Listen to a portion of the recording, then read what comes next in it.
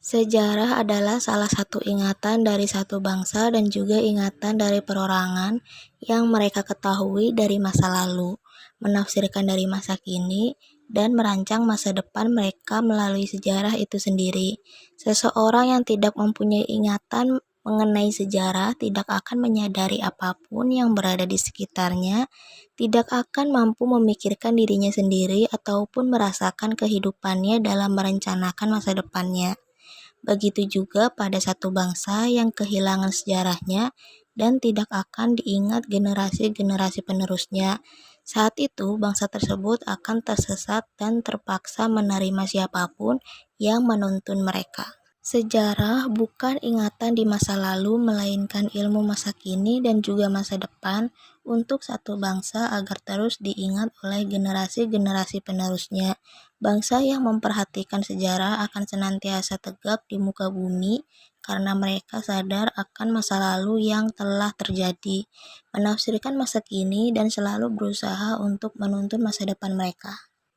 Sejarah dapat memperluas wawasan-wawasan seorang muslim dan mendorongnya mengetahui kondisi suatu bangsa, sejarah tokoh-tokohnya, dan pergolakan-pergolakan yang terjadi di dalamnya.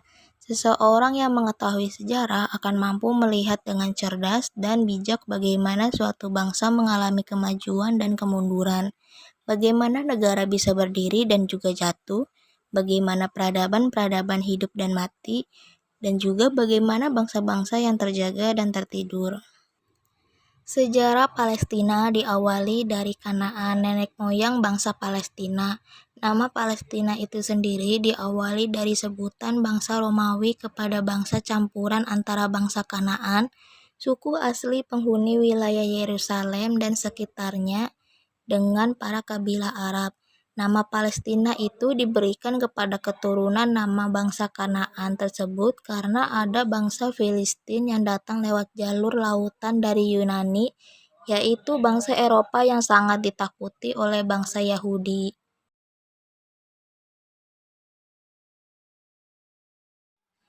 Masjid Kubah Batu atau Kubat As-Sakrah di Yerusalem, Palestina.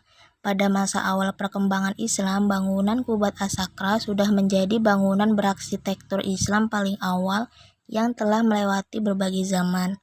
Bangunan ini juga sudah menjadi saksi bisu peristiwa Isra dan Miraj yang dialami Nabi Muhammad SAW.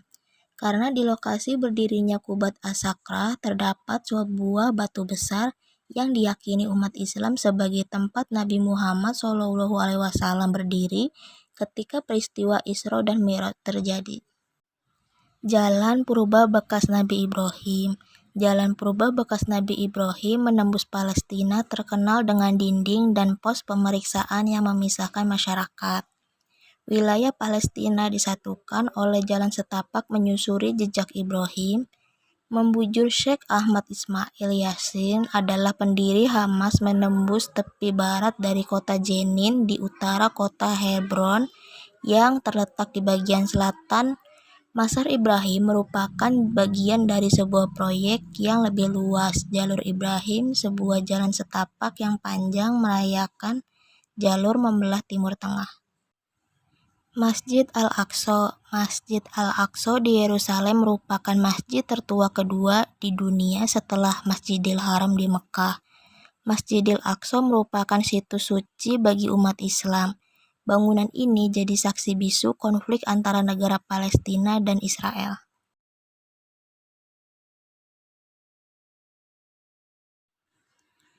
Yasser Arafat. Yasser Arafat merupakan tokoh yang pernah memimpin pembebasan Palestina. Sebab, selain menjadi presiden Palestina, Yasser Arafat juga menjabat sebagai pemimpin organisasi pembebasan Palestina atau yang biasa disebut dengan The Palestine Liberation Organization atau PLO.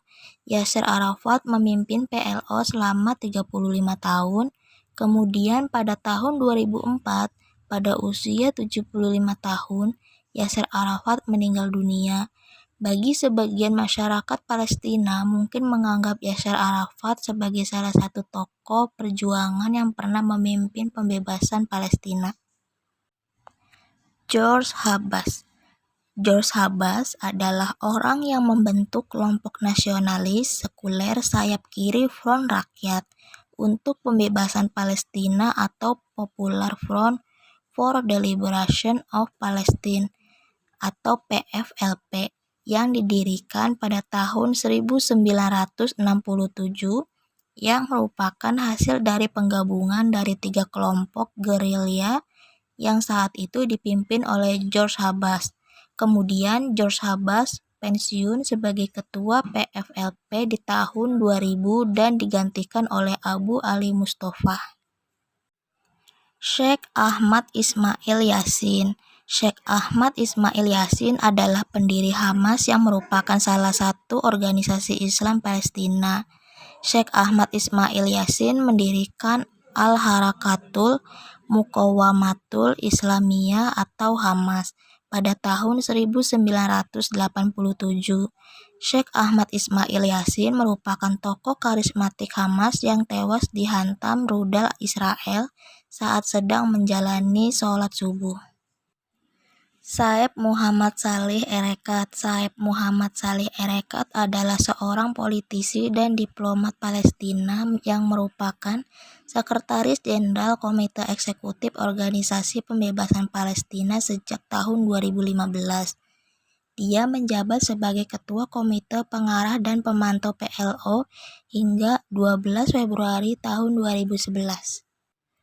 Kehidupan umat Islam kontemporer di Palestina berkembang menjadi sebuah wilayah yang multikultur. Banyak umat yang berdiam di wilayah Palestina dan hidup berdampingan secara damai dan tertib, seperti umat Islam, Nasrani, dan Yahudi.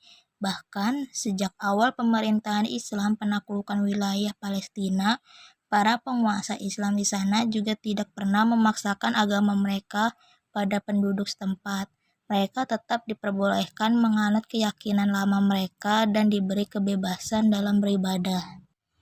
Keseharian umat Islam di Palestina dalam menjalani kehidupan ini, Palestina ibarat hidup dalam keterasingan akibat peperangan yang masih saja terjadi. Oleh karena itu, peranan agama dalam hidup keseharian umat Islam sangatlah besar dan menjalani rutinitas kehidupan di sana. Kebutuhan jasmani dan kebutuhan rohani menjadi kebutuhan dasar bagi manusia. Ajaran agama dan mengamalkan ajaran agama adalah sarana untuk memenuhi kebutuhan rohani bagi umat untuk menjalani keseharian mereka, serta keseimbangan antara jasmani dan rohani akan menghasilkan harmonisasi dalam kehidupan ini. Dengan mempedomani ajaran agama dalam kehidupan, akan menjadikan seseorang mampu untuk dapat menghormati dan menghargai perbedaan di antara sesama.